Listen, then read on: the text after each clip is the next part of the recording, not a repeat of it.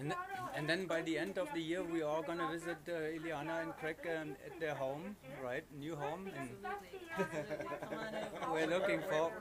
We can walk to our apartment from the drop zone, you guys. It's like 5-minute walk. Party at Craig's place.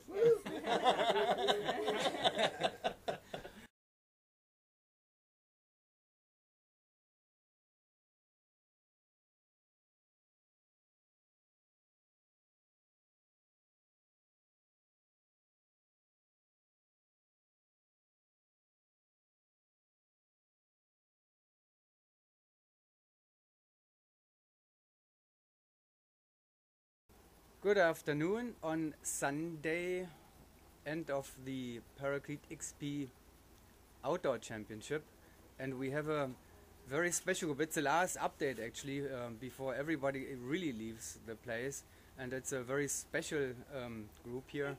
It's an Airspeed reunion. I don't know where to start. Mark and Niklas, first of all, congratulations for a fantastic performance, your new record, and so forth and so forth. How was it from your end? Are you happy? I'm very happy. The last jump, I sat down and we had a little, small debrief, and I just said I was over the moon about it. Didn't try to think about what the scores were or averages or anything like that. Just thinking about where we were and doing it.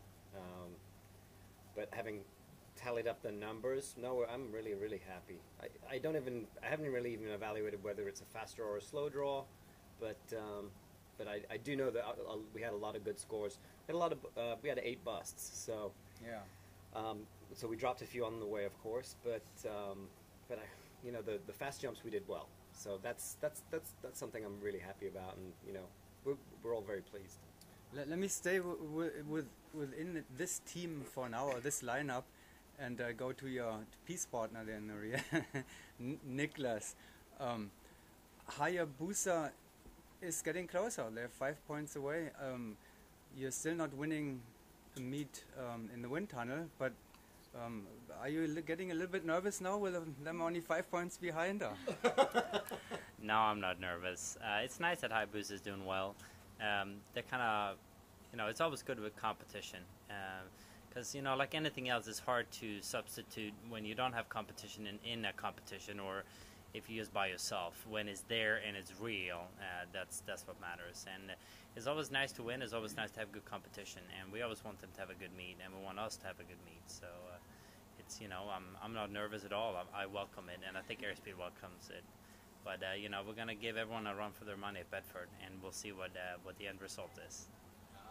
Sounds like you're having an indoor plan now for this year. Ileana and Craig, you have been jumping with Mark for a very long time. Never with Niklas, though, right? 8-way nationals. I have jumped with Niklas when Niklas was but a young boy.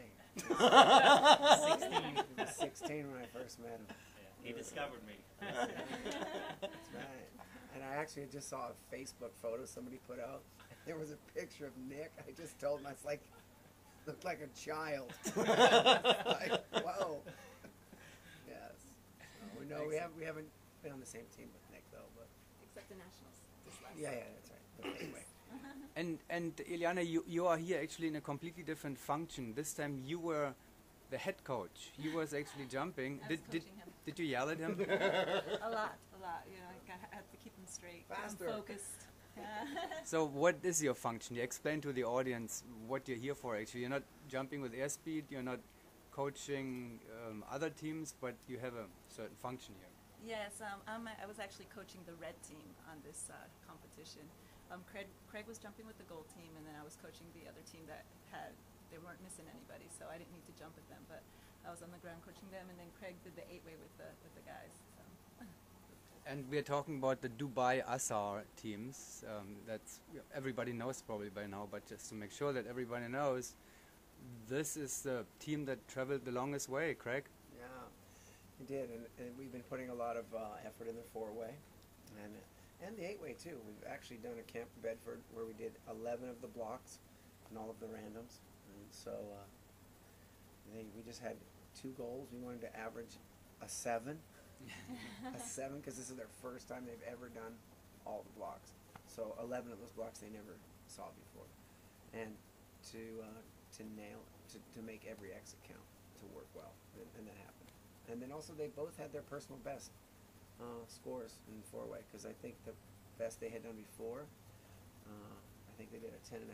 Both of them did 10.5 in Dubai, and then the red team did really well, because I was on the gold team, and so that definitely helps motivate it a little bit more. But the red team's doing really well. They did 12.4. Yeah, that's good. Well, the NSL news will go after the numbers very soon and compare and evaluate and all this kind of stuff.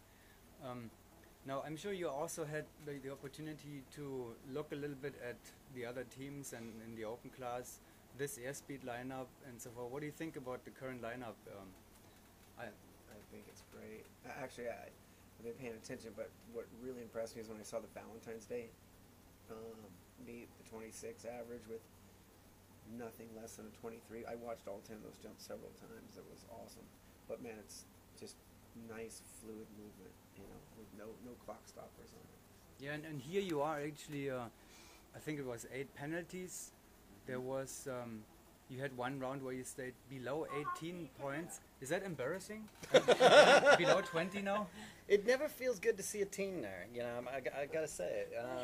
But you gotta think the big picture, and I think Craig said it in times past, where, if you've got the higher scores to make up for it, then you're doing okay. I try not to dwell on stuff like that. Occasionally, you can't have 23 on every jump of every 10 rounds you're ever going to do.